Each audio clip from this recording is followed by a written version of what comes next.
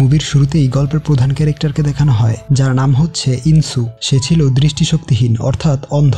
ইনসু এক ফটোগ্রাফি ক্লাবে আসে। সেখানে তার সুইয়ং নামের এক মেয়ের সাথে পরিচয় হয়। ইনসু তাকে জিজ্ঞেস করে, এটা কি ফটোগ্রাফি ক্লাব? সুইয়ং বলে হ্যাঁ। তারপর তারা সিঁড়ি দিয়ে উপরে উঠছিল, কিন্তু ইনসু ঠিকভাবে উঠতে পারছিল না। তখন সুইয়ং ইনসুর কাছে এসে তার হাত ধরে তাকে সাহায্য করার জন্য, কিন্তু ইনসু মানা করে দিয়ে পেছনে সরে আসে। সুইয়ং বুঝতে পারে ছেলেটি হয়তো রিসেন্টলি তার দৃষ্টিশক্তি হারিয়েছে এবং এখনও সে তার বাস্তবতাকে মেনে নিতে পারছে না। তারপর সুইয়ং কোনোভাবে ইনসুকে ম্যানেজ করে ক্লাবের সামনে নিয়ে আসে। ইনসু তাকে ধন্যবাদ দিয়ে বলে, এখন আপনি যেতে পারেন, এখান থেকে আমি একাই যেতে পারবো, কারণ এই ক্লাবটি শুধুমাত্র অন্ধ মানুষদের জন্য। তখন সুইয়ং রিপ্লে করে, বলে আমিও তোমার মতো অন্ধ এবং আমিও এই ফটোগ্রাফি ক্লাবের একজন মেম্বার। এই শুনে ইনসু অবাক হয়ে যায়, কারণ একটু আগেই সুইয়ং তাকে সিঁড়ি দিয়ে উঠতে সাহায্য করেছিল। সেভাবে মেয়েটি হয়তো দীর্ঘদিন ধরেই এই ক্লাবের সদস্য এবং এই জায়গার সাথে খুব ভালোভাবে পরিচিত, তাই হয়তো সে বাকিদের সাহায্য করছে। এর পরের সিনে ক্লাবের বাকি মেম্বাররা ইনসুকে স্বাগত জানায়। তারা সবাই অন্ধ ছিল। সেখানে ইনসু সবাইকে নিজের সম্পর্কে বলছিল। তার কণ্ঠ শুনে সবাই বলে, মনে হচ্ছে তুমি খুব হ্যান্ডসাম। সত্যি, তোমার গলার আওয়াজ শুনে তাই মনে হয়। ইনসু তার ইন্ট্রো দিচ্ছিল।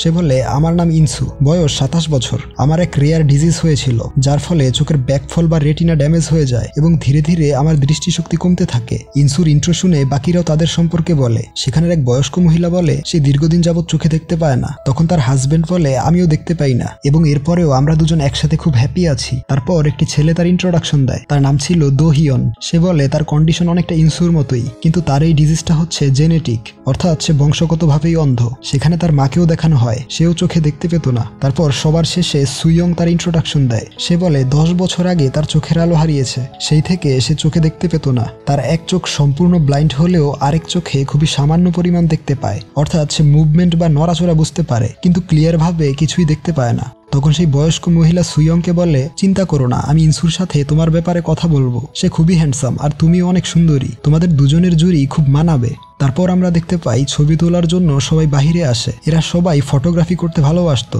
এজন্যই তারা এই ক্লাবে জয়েন হয়েছে। এই ক্লাবের মেম্বাররা শতভাগ অন্ধ নয়। তারা সুইয়ং এর মতো একেবারে স্বল্প পরিমাণে দেখতে পেত, কিন্তু কিছু মেম্বার ছিল যারা শতভাগই অন্ধ ছিল। অন্ধ হওয়ার পরেও তারা ক্যামেরা এবং লেন্সের মাধ্যমে তাদের প্যাশনকে ফলো করত এবং প্রকৃতিকে অনুভব করার চেষ্টা করত। সেখানে আমরা জানতে পারি ইনসু তার জীবিকা নির্বাহের জন্য পিয়ানো টিউন করত, অর্থাৎ সে ছিল একজন মিউজিশিয়ান এবং সুইয়ং এর গ্রাণ শক্তি প্রখর থাকায় সে ওই রিলেটেড জব করত।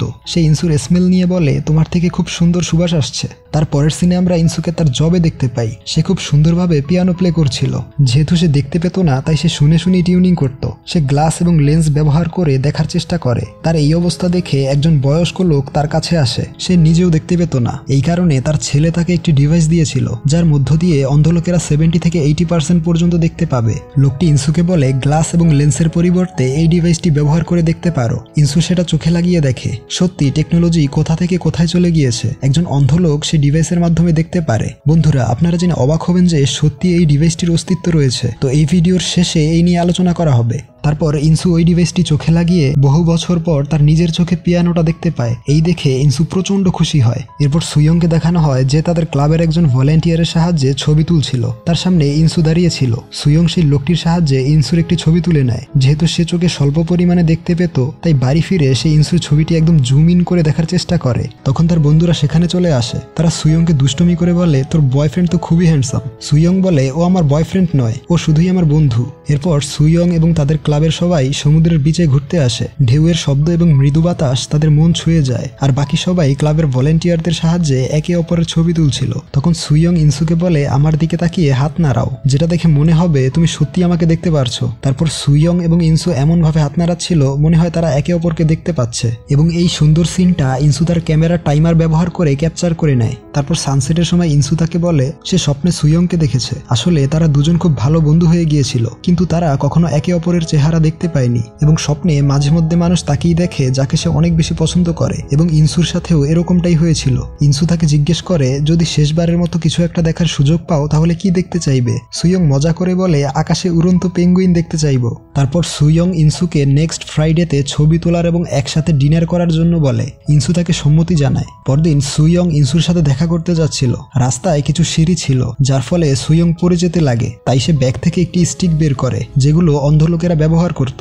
সুইয়ংকে দেখে একজন বৃদ্ধ মহিলা তাকে সাহায্য করতে আসে। হঠাৎ সে সুইয়ংয়ের হাত ধরে ফেলায় সে ঘাবড়ে গিয়ে পড়ে যায়। মহিলাটি সুইয়ংকে বলে, তুমি অনেক কিউট একটি মেয়ে, কিন্তু তোমার এই অবস্থা দেখে আমার খুব কষ্ট হচ্ছে, চলো তোমাকে নিচে নামিয়ে দেই। মহিলাটির কথায় সুইয়ং কষ্ট পায়, কারণ কেউ যদি আপনার উইক পয়েন্ট বা ডিফিকাল্টি নিয়ে কথা বলে তাহলে অবশ্যই আপনি কষ্ট পাবেন। সুইয়ং তাকে সাহায্য করতে মানা করে এবং তাকে চলে যেতে বলে। তার পরের সিনে ইনসুকে দেখানো হয়, তার কাছে সুইয়ং এর ফোন আসে। সে বলে, তুমি কোথায়? আসলে তারা কাছাকাছি দাঁড়িয়েছিল, কিন্তু কেউ তো কাউকে দেখতে পায় না। সুইয়ং বলে, তুমি হাত নাড়াও, তাতেই আমি বুঝতে পারবো, কারণ সুইয়ং অস্পষ্ট হলেও মুভমেন্ট বা নড়াচড়া বুঝতে পারত।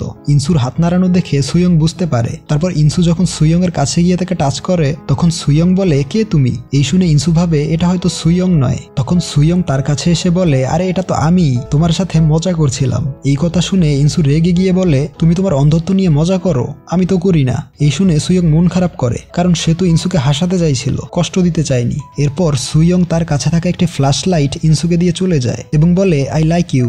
কিছুক্ষণ পর রাতের বেলা যখন ইনসু বাড়ি ফিরছিল তখন অনেক অন্ধকার এবং রাস্তায় অনেক গাড়ি থাকার কারণে সুইয়ং এর ফ্ল্যাশ লাইট ইনসুর কাজে আসে। সে তখন রিয়েলাইজ করে সুইয়ং সত্যি তাকে লাইক করে। পরের সিনে দেখানো হয় ইনসু খুবই ইফোর্টলেস ভাবে পিয়ানো প্লে করছিল, কারণ সে ওই ডিভাইসটি ব্যবহার করে খুব সহজেই পিয়ানোর নোট এবং কি আইডেন্টিফাই করতে পারে। তারপর একদিন ফটোগ্রাফি ক্লাবের গেট টুগেদার ছিল। সেখানে তাদের সমস্ত ফটো লাগানো ছিল, যেগুলো তারা নিজেরা ক্যাপচার করেছে। সেখানে সবাই ইনসুর খুব প্রশংসা করে, কারণ ইনসুর তোলা ফটোগুলো বেটার ছিল। ইনসু তাদের জিজ্ঞেস করে, কেউ কি সুইয়ংকে দেখেছো? একজন ভলেন্টিয়ার তাকে বলে 10 স্টেপ এগিয়ে যাও। ইনসু 10 স্টেপ সামনে গিয়ে সুইয়ংকে দেখতে পায়। সে ওই ডিভাইসটির মাধ্যমে দেখে বলে, এটা তো সেই ছবিটা যেটা আমরা সমুদ্রের পাড়ে তুলেছিলাম। সত্যি ছবিটি অনেক সুন্দর হয়েছে।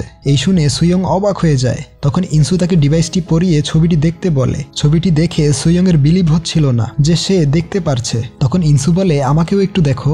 সুইয়ং প্রথমবারের মতো ক্লিয়ার ভাবে ইনসুকে দেখে। ইনসু বারবার তার হাত দিয়ে হার্ট শেপ বানিয়ে পোজ দিচ্ছিল, কিন্তু সুইয়ং ইনসুর সাথে কোনো কথা বলে না, কারণ সে তো ইনসুকে দেখে কোথায় যেন হারিয়ে গিয়েছিল। ইনসু বলে, কিছু তো বলো, তুমি কি আমাকে দেখতে পাচ্ছ? সুইয়ং তখন হেসে বলে, হ্যাঁ আমি তোমাকে দেখতে পাচ্ছি।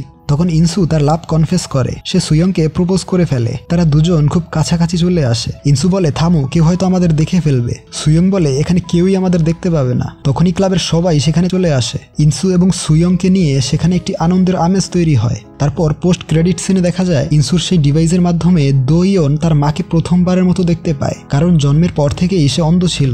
সে তার মাকে দেখে প্রচন্ড খুশি হয়। তারপর সেই বয়স্ক মহিলাটি তার হাজবেন্ডকে দেখতে পায়। তার ফেস দেখে মহিলাটি বলে, হায় ঈশ্বর, এরকম দেখতে একটি লোকের সাথে আমি পুরো জীবনটা কাটিয়ে দিয়েছি। সত্যি আমার সাথে চিটিং করা হয়েছে। এই গল্পটিতে দেখানো হয়েছে আমাদের জীবনে যত বড় বাধাই আসুক তার সমাধানের জন্য সবসময় কাজ করে যেতে হয়, এবং লাইফে যতই ডিফিকাল্টিস আসুক না কেন নিজেকে ছোট মনে না করে নিজের ভেতরে লুকিয়ে থাকা সুপ্ত প্রতিভাকে ব্যবহার করে এগিয়ে যেতে হয়। কারণ ইনসু তার দৃষ্টিশক্তি হারানোর পরেও তার শ্রবণ শক্তির মাধ্যমে একজন মিউজিশিয়ান হয়ে উঠেছে। সে কারো বোঝা হয়ে থাকেনি, এবং এই একই জিনিস সুইয়ং এর সাথেও হয়। এই ব্যাপারটাই গল্পটিকে অন্য লেভেলে নিয়ে গিয়েছে। এটা মূলত একটা শর্ট ফিল্ম যেটা স্যামসাং কোম্পানি বানিয়েছিল, এবং এই ফিল্মে যেই ডিভাইসটা দেখানো হয়েছে সেটা স্যামসাং কোম্পানির একটি ডিভাইস যার নাম হচ্ছে রিলিউমিনো, এবং এই ডিভাইসটির নামে এই মুভিটির নামকরণ করা হয়েছে। IMDb-তে এর রেটিং হচ্ছে 7.5, মাই ড্রামা লিস্ট ওয়েবসাইটে 8.5 এবং 98% গুগল ইউজার মুভিটিকে লাইক করেছে।